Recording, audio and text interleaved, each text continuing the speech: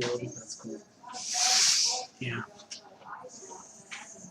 Some, not that there were many advantages back then, certainly, but one advantage would have been you didn't have the pollution and the chemicals and, Yeah. a lot of that. Mhm. So, Only they learned how to clean things back then, it'd be alright. pretty much. Yeah. Pretty much. The certain cultures around the world that aren't yet modernized, which are very few, Mhm. but there's very little cancer, very little, Yeah. and if they do have at least some way of getting their waste away from the camp, then that solves a lot. Yeah, I'm sure. So yeah, I think that era, part of the time, would be really interesting if it was clean, but like Renaissance and stuff, And that was not. be cool. But it's not. Lots of disease. You had to, people packed into tight cities. No. Yeah, no, it's definitely prefer now, but Yeah. there was some advantages. And I think about what you said about that little town in Belize. The Americans came in there and gave them electricity and running water and cell phone service. But did that really do any good? Nope. Right. That's kind of my point. Is that, like, I'm definitely a technology enthusiast, but I know better than to think that technology always makes things better. There are some things that you shouldn't touch with a 4-foot pole with technology. Yeah. And it's kind of like I wrote in the newsletter this past month, or this coming month, is when it comes to training preachers, sometimes the old ways are best. I think if people develop things on their own, instead of someone just giving it to them or forcing it, I think it would take hold more natural, I guess, instead of not just like preaching. There can be somebody you see be a great preacher, but they don't want to do it. If they don't develop into it, well. Yep. Anything on your mind, Paul? You sick of the election?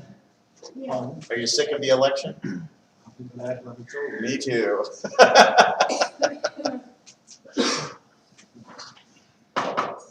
Of course, anymore, they start running for president the day after the other one gets elected, Sure. I tell you what, Yeah. I realized that At least 2 years before, they really start hammering it.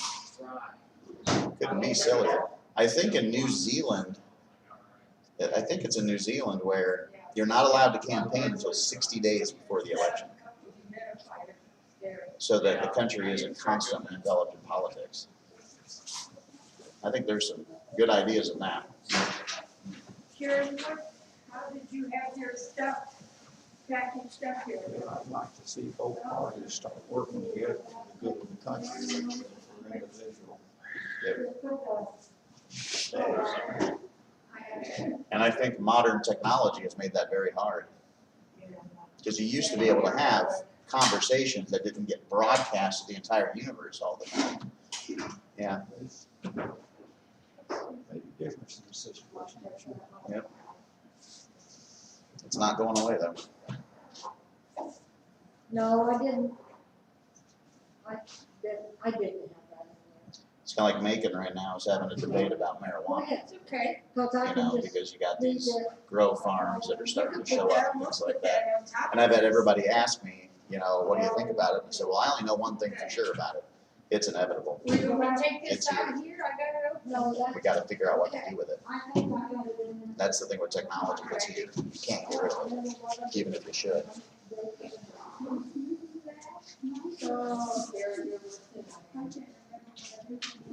I'm an old biddy. I guess we got a marijuana farm very close to us. Really? Wow. It's out on towards the lake there, making What lakes. did you, how did you? Really? Wow. Oh, I got it for them? I'm surprised that the individual is doing. Well, be careful upwind. As long as the wind in the south, we're all right. Okay, all right. If I come over one day, Paul, and you're kind of up there, I'll be like, okay, the wind is coming up.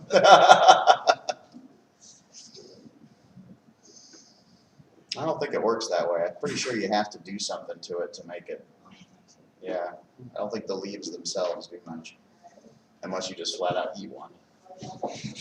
I can't imagine that's pleasant.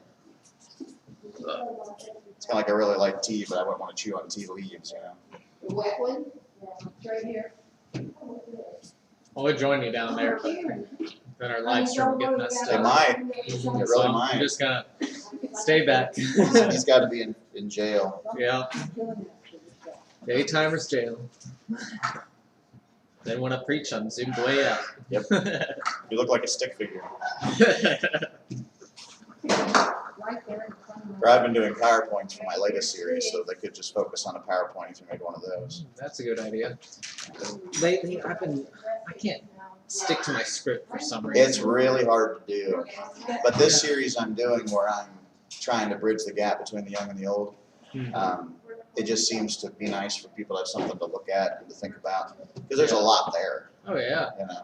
Yeah. I don't do it often. I probably haven't done a PowerPoint in 2 years. See, I feel like when I first did this script or transcript it, I like focused on it and I read it and I could stay on track. But now it feels like I'm getting used to it and I'm memorizing more and I'm getting more comfortable of looking and looking up, and I can look up too long and forget where my script is. And I look down, I'm like, oh, dang it, where am I at? I'm like, oh, I know what to say. I'll just keep talking. Yep. The PowerPoint would be a good idea. Do they put it up on the back wall for you so you can see it too? I just print off mine and just have slides in front of me. Oh, okay. And then I just say, okay, here on slide 3, and that way the guys know. Just try to make it part of their natural speech. Yeah.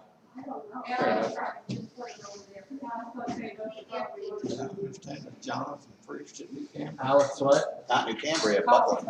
we were trying to say. They called him on Saturday and asked if he could come. I said, I'm like, I said, okay. I didn't know if the water was meant for That was kind of out of that nowhere. or not. But Getting away. apparently, our boys have built a reputation that when you call them, they show up. So that's nice. That's great in today's world. Well, and unfortunately, you know, I even saw this when I was in Central 20 years ago. The churches that are that far away from the college, sometimes the younger ones don't show up. Mm-hmm. Like they assign them and they just don't go. Yeah. That's a real problem. Mm-hmm. Hello? Yeah, you would think by the time you're in college, you would know to wake up to an alarm on your phone that you can set. I mean, it can't be any easier. Did you want that? No. Oh, good.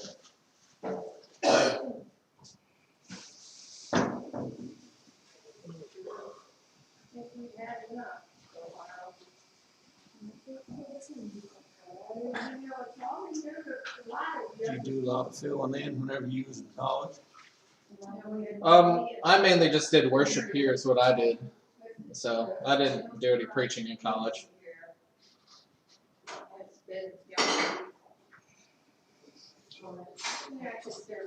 Yeah, I felt like preparing a sermon would take more out than getting ready for worship, I guess. So that was my thinking on it. I'd hate to commit to a weekly preaching somewhere and be overwhelmed on my first year of college. So, because when you go to college, it's supposed to be a lot of hard work, right? First 2 weeks were, but that was about it. Did Josh go home? No, he had to take a phone call. Oh, I thought maybe well, he'd just go home and didn't feel good. No, he's all right. No. Vehicle accident, no.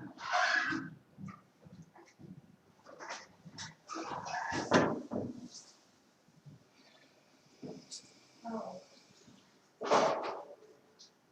This needs to be worse. Alright.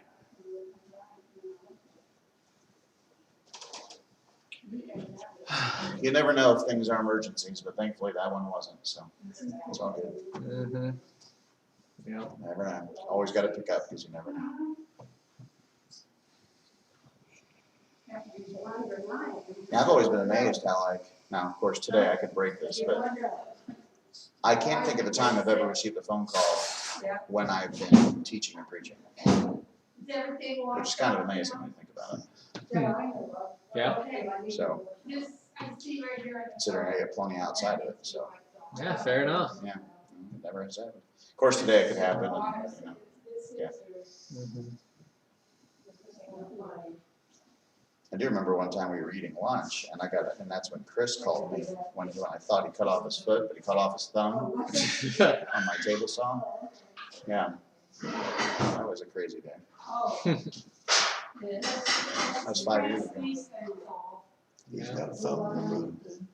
Well, what happened was that it was just barely hanging by a thread, and they sewed it back on, and they put a rod in it because he cut the tendon, so he can't bend it.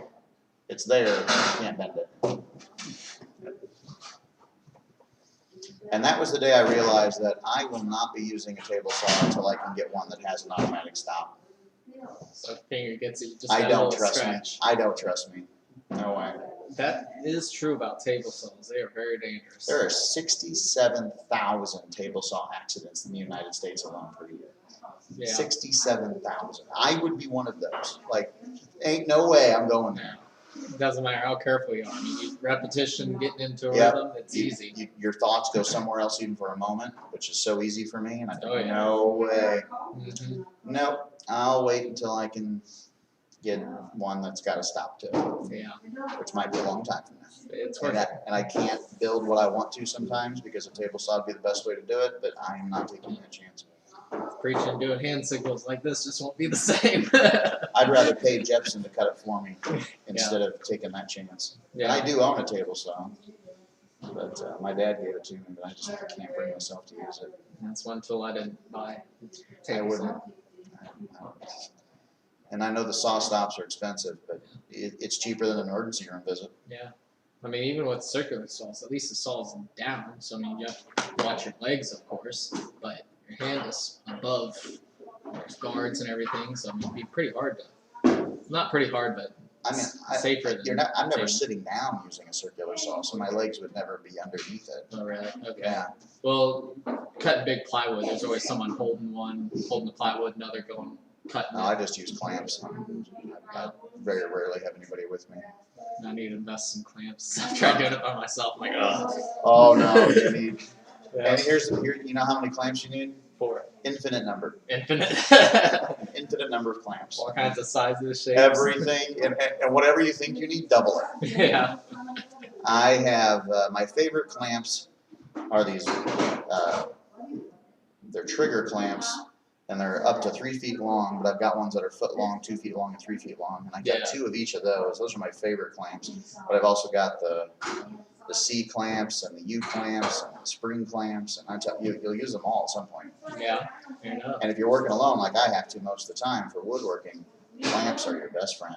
Yeah. It's the only way to do things. So when do they go on sale? Never. It's clamp. Well, I mean, I watch the sales. I've never paid. I don't think I've ever paid full price for mine. Really? You know, nothing major, maybe 20% off or something like that. Yeah. Yeah. And here's the thing too. There's definitely quality issues when it comes to clamps. You know this. There's good ones and there's bad ones. You got to buy good clamps. The bad ones, the moment you put any force on them, they just break Yeah. or give way. So don't get cheap clamps. No. Don't go to Harbor Freight and get the Pittsburgh clamps. I think I have a couple of those. If you're working on something this big, it might be okay, but the moment you get any kind of size, you're Mhm. Yeah. not meant for that. So that's what I would do. So then what I do is I take like normally I cut plywood, I've got 4 sawhorses. And I clamp it all down on the sawhorses, and then I clamp down my long measuring rod so that my saw can just follow the rod. Mhm. Yeah. It takes a long time to set up, but it's the only way to get accurate cuts by yourself. Nice straight cut. Yeah. Yeah, and I've tried to cheat. And I always get wavy cuts or whatever. Can't do that. Mhm.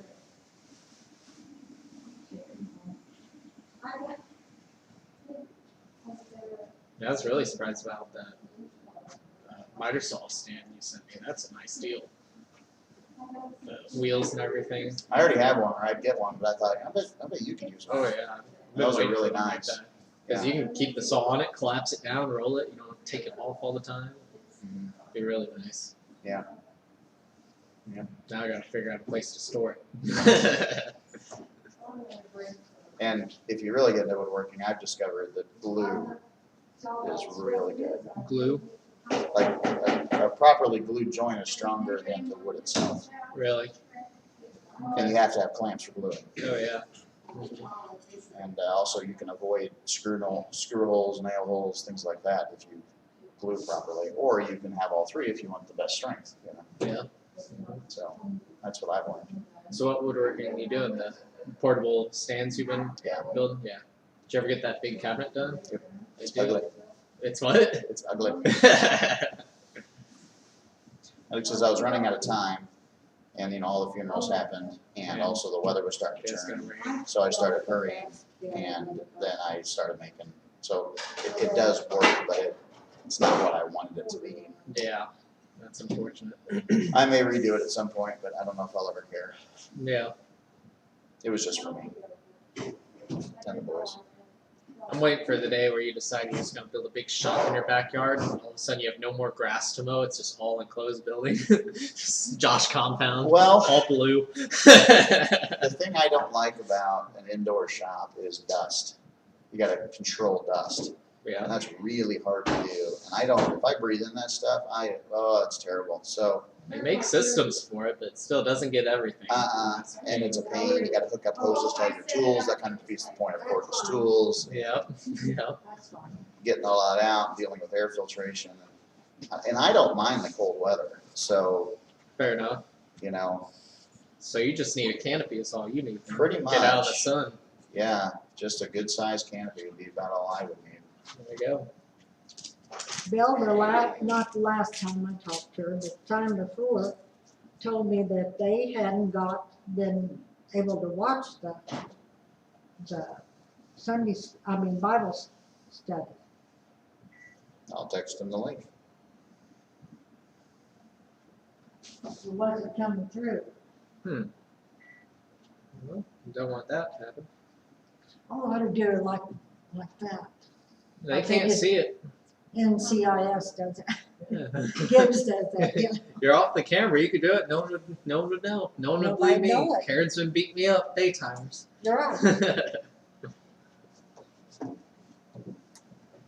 Oh, my body. Now I gotta get up. What do you need? I can get it. Oh. No, those are Shirley's, I think.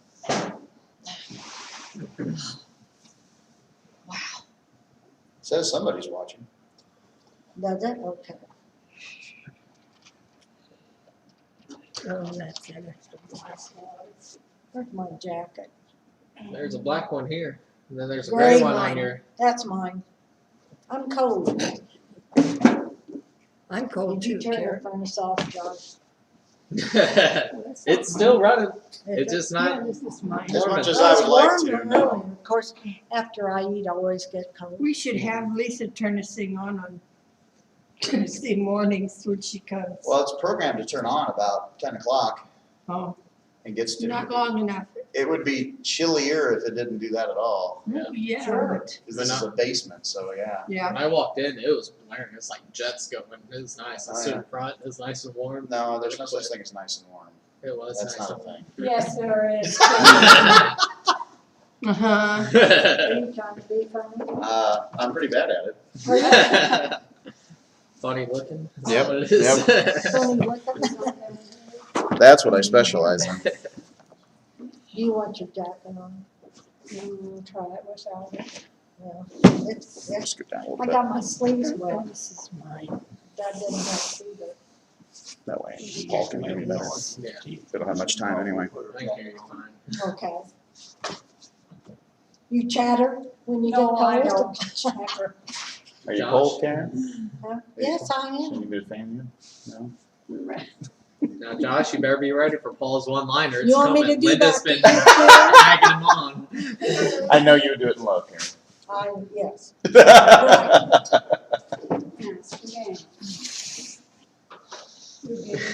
Oh, man, I hate to go home.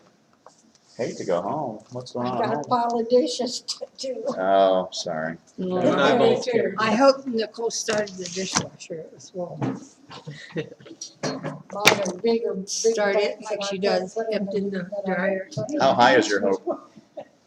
Oh. Just curious. Because I know when Kara says that about Harley or something, like, Kara, you know better. Come on. Come on. No reason to be Mark. disappointed. Mark 139. I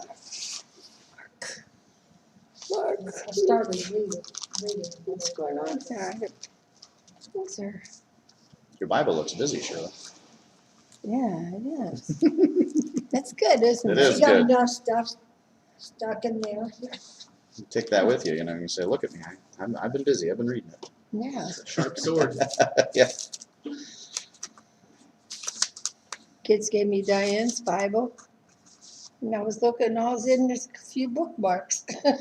Yeah, that's something better than nothing. But she had one that she had had with her before, where she had marked in it a lot. So I don't know if there's another one someplace or what. Probably is. I have several, and they've got different. Very unique. Looking at them, what notes people put down. Well, I do a lot of my stuff electronically anymore because it's quicker, and so but I can put notes in there too. I mean, I got tons of that. Yeah, yeah, Obviously, there's a bunch of them upstairs. definitely. All right, well, we're at Mark chapter 1, verse 39. Everybody figure out where we are? Okay, just a quick review, 15-second review, because we've only got about 12 minutes. Apparently, we decided to talk today. We got late. We were late. Oh, were you? Yes. Okay. Yeah, I was late. We in won't, here. no, we're not gonna blame it on you. I'm just glad you're here. Thank you. It's all good. It's kind of like church. I'd rather people Well, we be at don't, church do and we asleep. have to hurry? No, but, you know, want to respect people's time. I'm not, that doesn't bother me. All right, well, Mark chapter 1, verse 39, just a 15-second review. Jesus has went from being relatively unknown into just a day or so's time to being followed by everybody because he healed people and casted out demons. And it turns out when you do things that people want, your demand goes way up. And so he went away to pray, and then his disciples came and found him and said, we were curious where you were. And he said, well, let's go into the city and preach because that's what I came for. If you remember, that's where we ended last week, was that Jesus' primary purpose was to come here and to preach the gospel. So starting in verse 39, things are continuing to heat up. So would somebody read verses 39 and 40? And he was preaching in their synagogues throughout all Galilee and casting out demons. Now a leper came to him, imploring him, kneeling down to him and saying to him, if you are willing, you can make me clean. Okay, thank you, Shirley. Now we noticed how Jesus, you know, got suddenly very busy and very much in demand, and then he went by himself. And well, now he's going into the synagogues throughout Galilee, which would have been the Jewish teaching places, and he was preaching, casting out demons, and now somebody else wants to be healed. Now, we're going to run into various people in the book of Mark and other places where Jesus heals somebody, and everybody's a little different. I like the way the leper puts it. He beseeched him, he fell on his knees, and he said, if you are willing. You can do it. Yeah, I know you can. So he showed humility, he showed respect, he asked, he didn't demand, and he expressed confidence and faith in Jesus' abilities. It's like he had faith in him. Yeah, Yes. it's kind of the perfect prayer in a way. Like I had a hard time looking at this and thinking, I don't think I could have improved on this guy's methodology. You know, and when we want something, you know, at least if I want something, I know I need to have this guy's attitude. You'll meet other people that Jesus healed who weren't so grateful. I know. They just walked away. Yeah. You know, there's a story where Jesus healed 10 and only one came back to say thank you. You know, so this guy's also in want. You know, the whole reason why he came to Jesus is because he's a leper. And we all know that lepers in that time were treated very poorly. They were in permanent quarantine. That's really what they were. Outside the city by I themselves. wonder how that stuff ever got started with them. Well, it's like us in the virus. Leprosy's still around. Yeah. Yeah. Just the difference is now we can cure it. Yeah. But as you Wouldn't it can, be awful to be shunned because you're all sores and yuck? and it was very difficult to hide. Like if a member Oh, of the yeah. royal cat class got it, they'd have to be hidden from public sight because leprosy turns your skin bright white.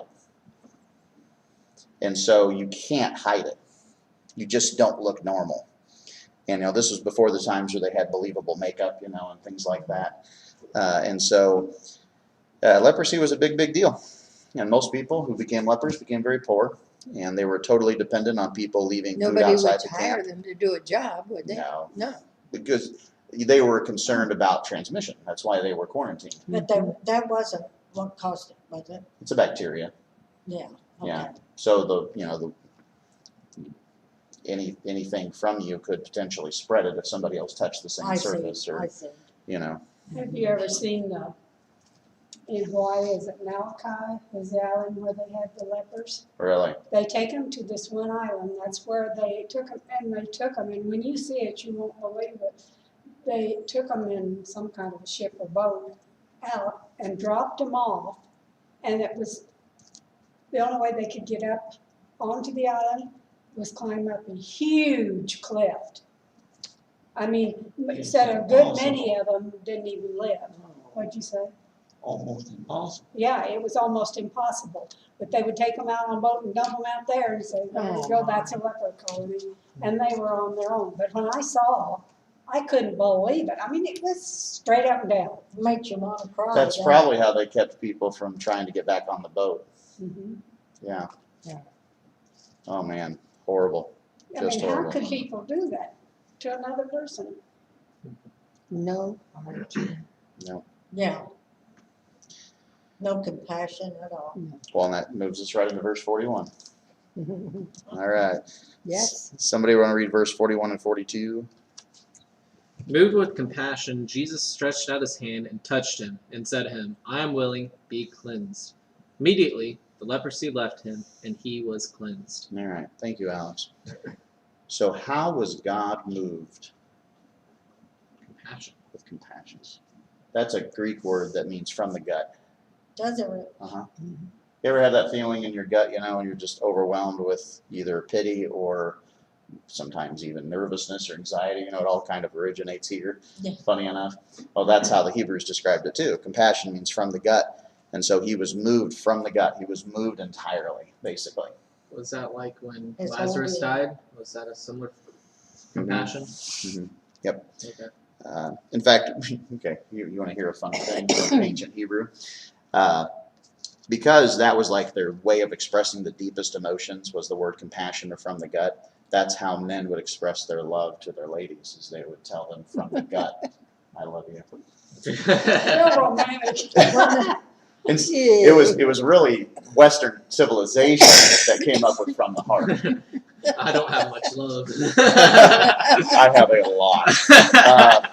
So I have, now, But you know when you got a problem and you feel it from the gut, you really feel it. So it's a big emotion. yeah, Yeah. Josh knows today. yeah. In fact, even they thought it was a little silly. So you'll read some like Greek poets and Hebrew poets at the time who would say things like "from the bowels," just sort of. I've heard of They that. really would, yeah. And it was just sort of a funny way of expressing the same thing, Kind of like how we might say we love pizza and we love our spouse in the same sentence. Well, you might say from the bowels, I love pizza, but from the gut, I love you. That kind of thing. That's how they would do it. So that was funny. Mhm. But on a more serious note, Jesus obviously loved this man. Now, of course, he barely knew, the leper barely knew Jesus, but Jesus, of course, knew him. Jesus knows everybody. And so he knew his heart. He knew that he was asking truly from humility. He wasn't faking anything. He was humble. He did have faith. And so God says a beautiful thing here. I am willing. Be cleansed. It's really something for God to will good for us. But he does. Sometimes that's hard to believe in the middle of a circumstance. This past month, it's been a rough month.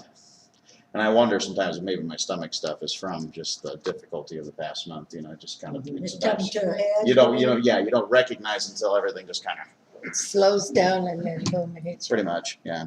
So I think Yeah. the gluten might have just been the final nail on the, maybe I shouldn't use that phrase. I had a thought, John. Last straw that broke the camel's back, there we go. I wonder if we'll ever know if God will tell us one day, like, yeah, I threw you a bone just like the leper here, like my will, my compassion for you sent this to you. And obviously there's times in our life where things are from God. It'd be pretty cool if we could see how much He looked out for us and helped. And that's his primary business. Yeah. Jesus is our high priest. He intercedes on our behalf.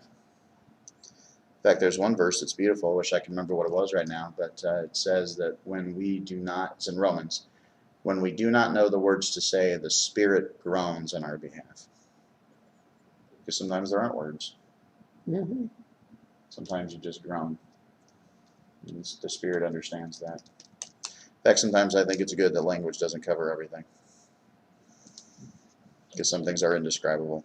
Well, there are things that are undescribable but understandable, like a mother to another mother, maybe problem with a sick child or something. It's just you just have that feeling of love or understanding or care. Caring. When you see somebody that's close to you, you have a feeling, you should have, of caring, and Yeah, absolutely. we've got to, I was picturing something that Alex would say at this moment. It's like if a man understands another man when his hand tool breaks, What is pliers break? Trusty pliers. Yeah, been around Yeah. for years. I've experienced that with a couple of men around here. Yeah. It's a sad time. Oh, this is why we need women, among many other reasons. Well, of course, what happened? What's Mark's favorite word? Verse 42. Immediately. Immediately, the leprosy left and he was cleansed. And so you can imagine just how unbelievably overwhelming that must have been at the moment. Because suddenly you got your life back. You thought it was gone forever. Like you had lost all hope. That is- Oh, man. And so Jesus has to sober him a little bit. And I don't like the way the NASB translates the next verse, because when you think of the word stern, what do you think? You're in trouble. Like a Yeah. stern Yeah, somebody's father. mad, Yes. angry. Angry, stern, in trouble, mean, Mhm. point the Stern. finger, Yeah. trying to get a point over. really, but harshly. There's a way to get a point over without beating somebody. At least you hope so. Oh, I don't think it's stern that way, I guess. Oh, okay. I just think of somebody that's stern that, if things are gonna go this way or, whatever way they think it. An need to old go. age school teacher. Yeah, well, and we had some of those when we went to school, didn't we? They make for good stories, though. Yeah, now. Yeah, right. Now, not so much then. Do you all know Thomas Sowell? Is that an author that any of you are familiar with? Okay, he's a black economist, but he's a conservative, and he writes in one of his books on economics stories about his English teacher as a kid in the 40s. He was a black student in a school in Harlem, New York, and he said that it was really rough and really hard, but the teachers were harder. And he says that he didn't know if this woman had an ounce of compassion in her soul, because, man, she was strict and you learned. But he noticed by the end of the class, there was nobody who was behind. Everybody. Like, she took time after school, whatever it took, to get them to an academic level where they could, because, especially in that era, it was very hard to succeed. And, Yeah, they probably couldn't go home and no parents were able to help them. or they didn't have. Yeah, maybe didn't even have Yeah, I don't- anybody. So he just, so he says, what's funny is that he has met his students or his classmates since then, many decades later, and they're all successful. And they all give this woman credit for that. She was stern, she was hard, but she cared, even though you didn't know she cared. Like, she made sure you wouldn't fall behind. Everybody learned. And he has no idea what happened to her. He said he wouldn't be surprised if she lived there. That's all she did. And you know, some people did live at their workplaces back then. Yeah. You know, but anyway, so that's kind of how not quite how I view what Jesus is doing here. But I don't quite like the translation, because in modern language we tend to think stern is being mean. But let's read verses 43 and 44. And he sternly warned him and immediately sent him away. And he said to him, see that you say nothing to anyone, but go, show yourself to the priest, and offer for your cleansing what Moses commanded as testimony to them. Okay, thank you, Linda. So he sternly warned him, and he said, say nothing to anyone. You know, one of the hardest things to do in life is when you have really great news and you can't tell Keep your anybody. mouth shut. Especially something Can't like tell that. anybody. Yeah. Now, one of the reasons why Jesus says this to him is because until he's cleared by the priest, it would be inappropriate for him to declare himself clean. He had to go to the priest to be declared clean. That's Old Testament law. Jesus here is following the law.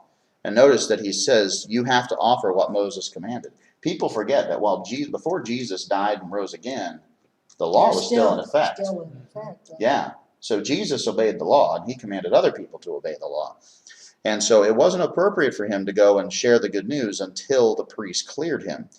But even so, Jesus was trying to keep the crowds within reason.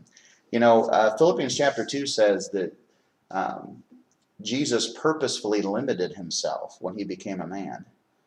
When he, was born a baby, he was vulnerable. When he was a child, he was still a child. When he was a human man, he didn't have the total lack of limits that God and Spirit has. And so the idea, for example, trying to preach to crowds of tens of thousands would be impossible in that era. So he was trying to keep the crowd size within reason. But we'll notice when we get to chapter 2 and the famous story of the guy being lowered from the roof, that's coming up. The house was so full and it was just spread from all out the outside. And that's why Jesus didn't want this guy to go around to talk, because he's like, look, I want to help you, but you've got to not tell everybody, because I can't help everybody. Not in this limited form. And also, it's not always good to help everybody, as much as that may sound sobering, but it's true. In fact, we talked last week on how eventually Jesus would preach a sermon right after he feeds the 4,000 where they all left. Because he told them, I know why you're here. You're not here to obey God. You're just here for free food. And to this day, we see that, don't we? Oh, yes. That's what happens when you give something with no expectation. People just become hooked on it. That's what's wrong with us. A lot of things Yep. nowadays. Yep. And you know what's so funny? We've repeated this experiment in history hundreds of times. And just keep doing it. Yep. And it really boils down to one thing. Do you believe man is inherently good, or do you believe man is inherently sinful? Because if you believe man is inherently good, then you think if you give him something, he'll do something good with it. Yeah, but we want to believe it. That's the thing. That's it. thing. We Yes. want to It's a believe fleshly Right. thing. We're doing it That's for it. us. But the Bible says that man is sinful, which means if you just give him something, but you don't teach him how to use it, or you don't teach him how to live, he'll abuse it. That's precisely what happens. So you have to do that before you feed them. Or give him just enough to learn how to do it. Yeah. There has to be, and one thing I've always described Lane as, my oldest son, is I always have to have a carrot in front of him. The old carrot on a stick in front of a He donkey. had Mhm. something that tipped him He's up. got to have a carrot. If he has a carrot, he'll do it. But he won't just do something for doing sake. There's got to be an incentive. You're kidding. No, that's just how he is. He's always been that way. And some people, I think, are just geared that way. There's a lot of people like that. Yeah, Yeah. I think so too. I mean, the Oh, incentive yeah. drives, more and more culture. nowadays than ever. Mhm. And I think just some people are like that. And so I've always learned that, in fact, I think most people, honestly, are best if they've got a little bit of hell to run away from and a little bit of heaven to run towards. If they're smart enough to know the difference. Well, and if there's some kind of force behind it, if you don't do what's right, here comes bad. If you do what's right, here's good. That's a double force towards the good, really, if you think about it. Yeah. And that drives a lot of people. So, Well, speaking of the leper not going and telling anyone, and he's talking about he had to go to the priest, that would be causing problems with the priest if he did something. I mean, he would be offending, Right. that would be causing stirring the kettle, in other words. Well, let's say you have a compassionate priest, and this guy thinks he's clean. Of course he is, but let's just theoretically say he thinks he's clean, but he's not. And he goes around telling everybody he's clean, and then the priest has to be the one to tell him, sorry, man. Like, that would really make the priest's job even harder. You know, so Jesus is trying to make this easier for everybody, for himself, for the guy, for the priest. Do this in the right order. It's best for everyone. But of course, verse 45, what did he go do? But he went out and began to proclaim it freely and to spread the news around, to such an extent that Jesus could no longer publicly enter a city, but stayed out in unpopulated areas. And they were coming to him from everywhere. So imagine you're this guy. Yeah. Imagine you're this leper, and you just can't contain it. So you just start telling everybody. And you think, because it feels so good to be free, you think you're doing something good, right? I mean, everybody would like to think that what they're doing is the right thing. Good intentions pave the road to hell. Yeah. That's what my mom used to say. Oh, it's so true. Like, something, I don't know. When I was younger, I considered a role in politics, but as I became older with any kind of degree of wisdom, I realized I wanted to be human. I think I could do it.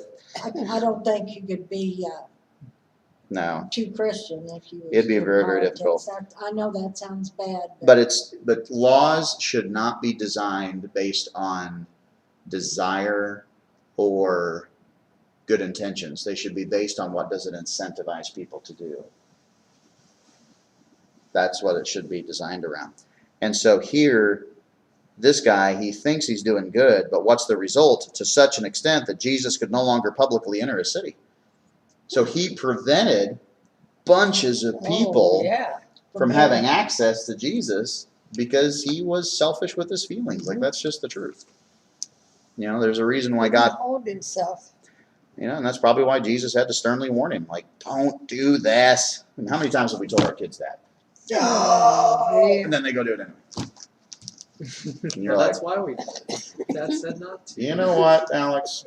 When you're a father one day, I can't Now, wait. just I wait. can't wait. Just wait, it'll come Yeah, back wait. and eat you. I'm gonna have an honor.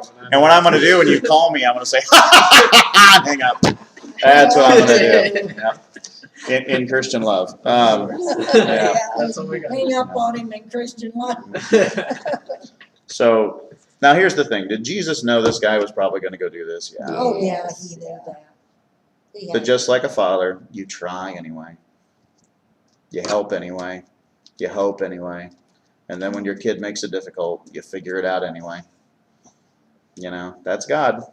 Always looking out for us. God. So that was the result. And then notice, you know, at the end of the verse, they were coming out to him from everywhere. So you imagine the news was spreading and spreading and spreading and spreading. And, you know, before Can you long. imagine living that? Oh, yeah. Well, and you know there were skeptics. You know there were people 10, 20 Oh, miles yeah. out being like, nah, that didn't happen. Yeah. So they wanted to go see. Yeah, or yeah, you know. Partly. And that's why the Right. crowds, when they showed up, like when Jesus does the Sermon on the Mount, he was preaching largely to people who were just there for food, or they were just there for healing, or some people were just curious. There were very few true believers in the audience. The Sermon on the Mount was preached to the world. It wasn't preached to religious people. It was for everybody. And so, you know, when Jesus was suddenly being, you know, come upon by thousands of people, he had to deal with the fact that there were thousands of people. I mean, that was the only option.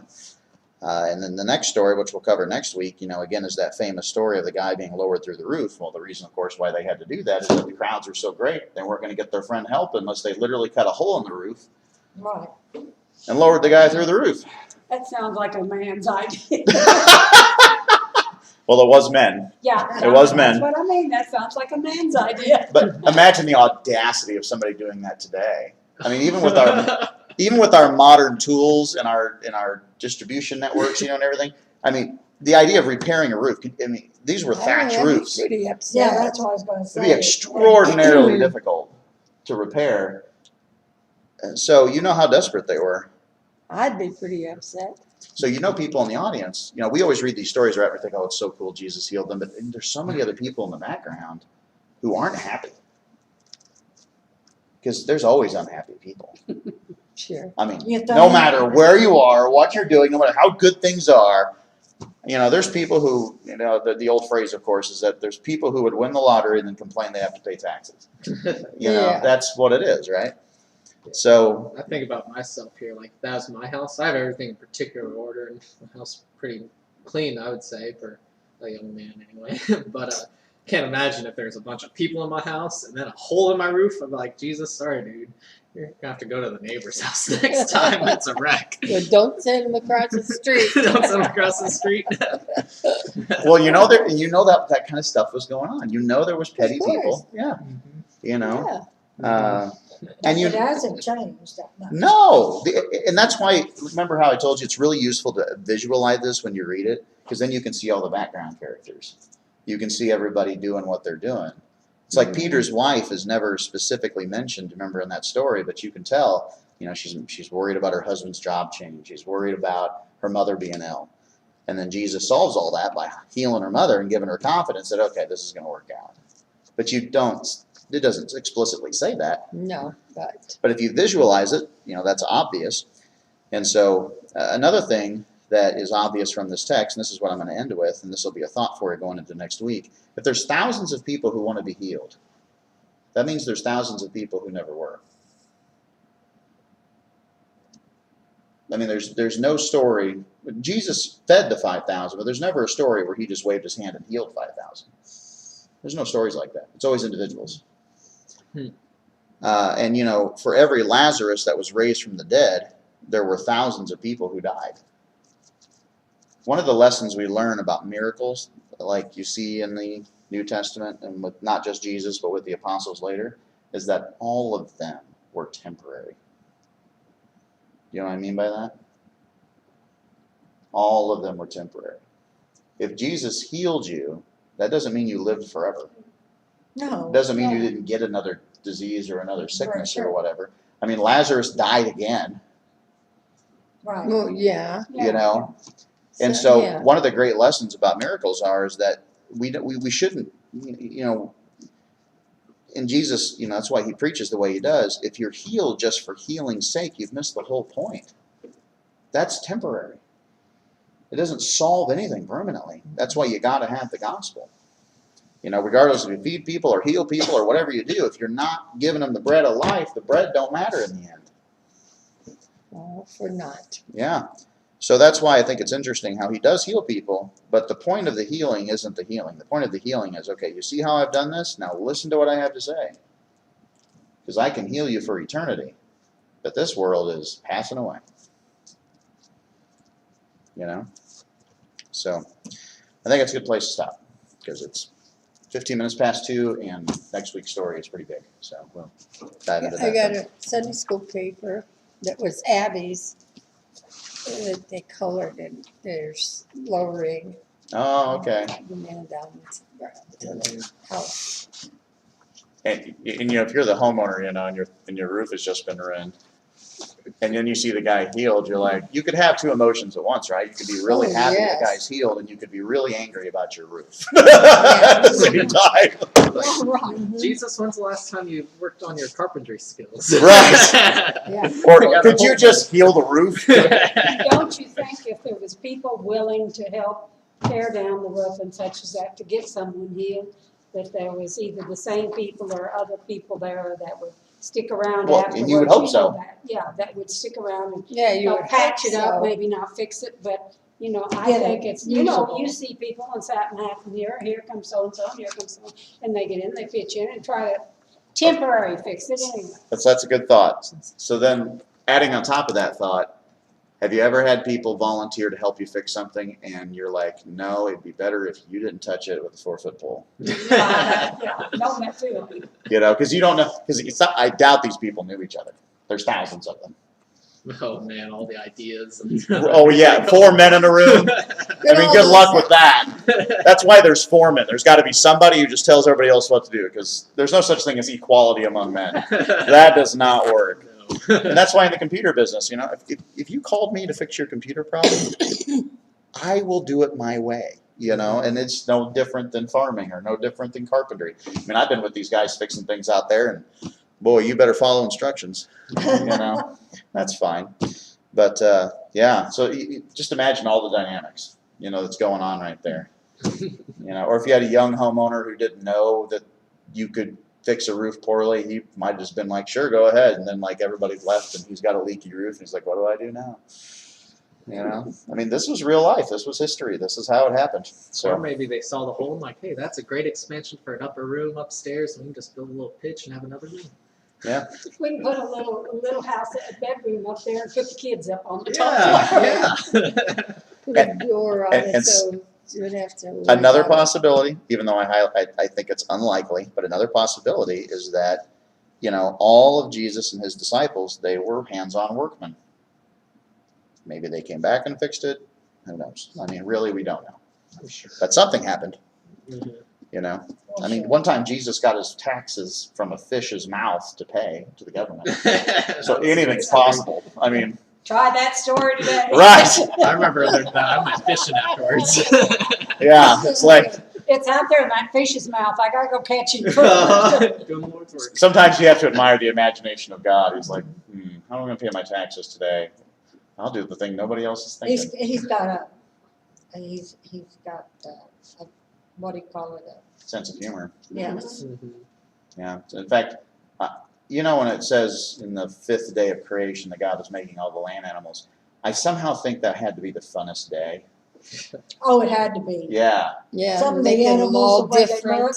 Oh, Play and run around. Oh, He did has this to have with a a long sense of humor trunk, when you look Yeah. at big ears. Yes, Yeah. he has to.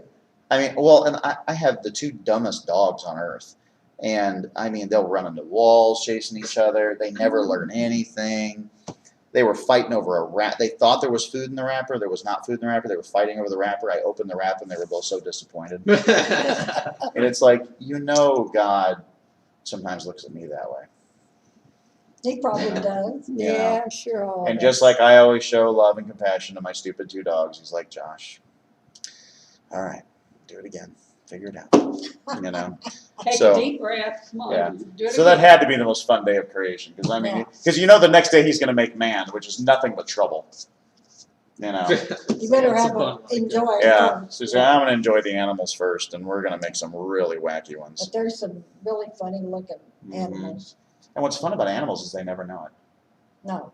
Well, no. Human beings are so vain. We're so worried about how we look and all that stuff. And these animals, I mean, there's an animal that's literally called sloth. Oh, I know. yeah. Yeah. Oh, yeah. Slowest And there's creature, never been a ugly. sloth who's No. been ashamed to be a You think sloth. they're ugly? Don't like these. I think they're funny. Oh, yeah. Sloth, yeah. There's some animals that I'm sure they serve some purpose, but we haven't figured out what they are. For example, mosquitoes. They're just here to drive us nuts. Yeah. That's Well- to, what is it? What do you call it? Well, it may be how we feel to God sometimes. Yeah. Yeah. Just to Yeah. pester us. Katie was a sloth in one of the summer school programs. Now they've got it as kind of a cutesy thing, but Yeah, it is not cute. they always remind me of some kind of a slow monster that couldn't move. Very lazy. Yeah, very Yeah. lazy. Yeah. Maybe it reminds me of myself lazy. I don't know. I just think God had to have fun on the 5th day. And maybe some of the angels got to meet some of the animals and they just had a good day. And they're like, well, you know what tomorrow is, right? Yeah. We'll figure man out. But there are some of the most unusual animals. I like, and I'm sure people get tired. I put some things when I think are unusual use, but birds or flowers or animals that I see on Facebook, I put them on if they impress me. What was it? There was a bird that was, had something that made me think of God, and I don't remember now what it was, but I had no idea. It just totally blew my mind there was even such a thing. And I wonder how many things that are in this world that we don't have the faintest idea of knowing. And I'm sure people on the other side of the world think that about us too. That Yeah, Well, just like the Filipinos, you know, they don't, when they come over here, they don't usually realize how big the United States is. I know when Faith, well, not Faith, but her husband, come over by himself, and he thought it was just from California, you know, just be a short distance, you know, to get here. He had no idea it was gonna take so long to get here. And then when he got here, he saw these open areas. Over there in the Philippines, everything's small. They have one cow. You know, if they have an animal, it's one. Because they don't have any room. You know, they just don't have much land to They don't have have anything. any like dairy farms No. where they no. take their milk to the Philippine know. Islands are pretty small. Yeah. There's a lot of people. I mean, like Cebu City, it is so overpopulated. There's people on the streets all times a day. They're just going and coming all bless the you, time. bless you. I never seen so many people. I mean, and I've been to Kansas City, but I mean, you know how New York is, you know, people on the Mhm. streets all the time. That's how it is all the time there. Most of the Is there a lot of poverty? Yes, very bad. No, I'm And sure. when they put a new electrical line up, you know, on the poles, they just cut the other one off, and there's lines hanging everywhere. It's horrible. I hope they're Don't not attached to anything. no, they don't put, you know, take it off or anything. They just leave it there. It's very tacky. Don't tell Kate I said that. Oh, no. I mean, that's Yeah. horrible. They're just paid to put it up, not take it down. But That's what it they is. just put a new line through and leave the other hanging. You don't have to worry what to do with Yeah. what's left They over. tear down buildings and they just leave the rubble. And it's Sometimes just, that happens here. yeah, right. But and men will be sitting around, you know, there'll be a little open area or something, there'll be a lot of men sitting around, people sitting around. There's food places all over, sitting around along the streets, you know, especially a little ways out of the city. I mean, the city has got buildings, but there's a lot of them are really bad. And I wouldn't venture in, you know, I mean, they look scary to me, you know, to them that, you know, it doesn't bother them. That's the norm. It's really good to expose young people to that stuff, you know, because I show my Yeah, kids. they'd appreciate Yeah, that. I show my kids pictures of places. You know, this is today. This is how some people are living today. I've showed this to Luke recently. He's like, I have it really good. And I'm like, yeah, don't forget that.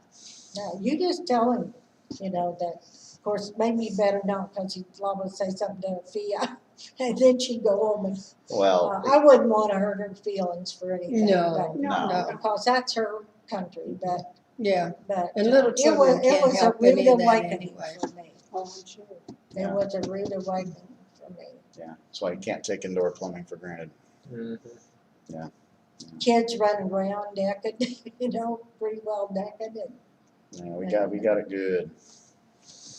And I think that so many people don't realize that things, we don't have a lot of things the way they should be, but we do have it good with but it's what it could be. it's so overpopulated in that city. It's terrible. Now, we went to where her father was raised. He had passed before Kate came over here, I think. But we went there and we went through the country, you know, all, and it was really nice, you know, and then we come to this little town where we went up, the cemetery was there. And it was real nice. We went in this little place to eat, and they were just as nice as could be, and people are pretty friendly over there, you know. Just- Well, they figure, you know, this is, I I was the don't mean only this white person, unkind, but you you know. know, they know you're not from there, so this person's gonna spend money. Well, and I was with all the family, you know, her, Kate and her mom and brother, and I don't know if his wife went with us or not. I don't remember. But anyway, But people there were real nice and to me, treated me, really good and they Yeah, were you real know, good to me. you're talking about the children.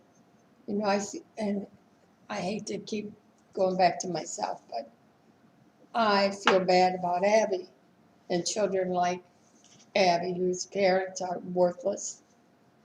But there you got all these, you're talking little children running around almost naked. Probably nobody cares about them. Well, I think they had parents, I could Yeah, I'm see sure somebody chasing after them or whatever, or they run back to where they were supposed to be. But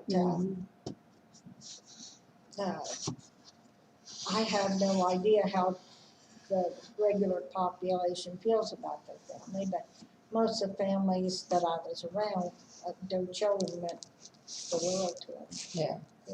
But it was an experience. You know, it's funny that God allows so many children to be born. That's not a nice thing to say. I'm sorry, God, but it just seems funny to me that God allows so many children to be born in these places where there's no means and they have not got the intelligence of how to do for themselves and to raise these children. And they'll have a lot I of mean, just children. have babies and There's lots of mysteries like that. Deuteronomy 29:29 says the secret things belong to God. There's just some answers we are not told. Yeah, that's right.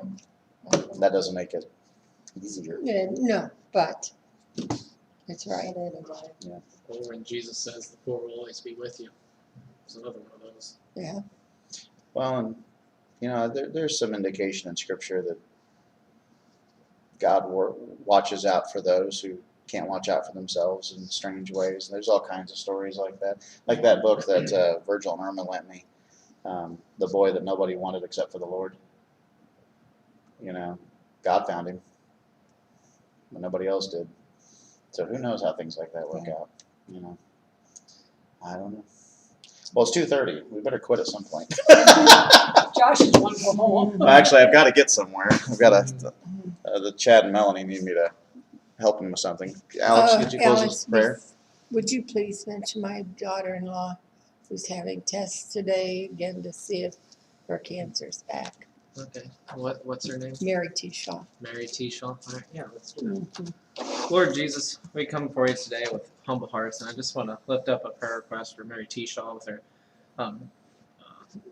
test that's getting done. Just be with the doctors, allow them to be able to see what they need to see, and most important,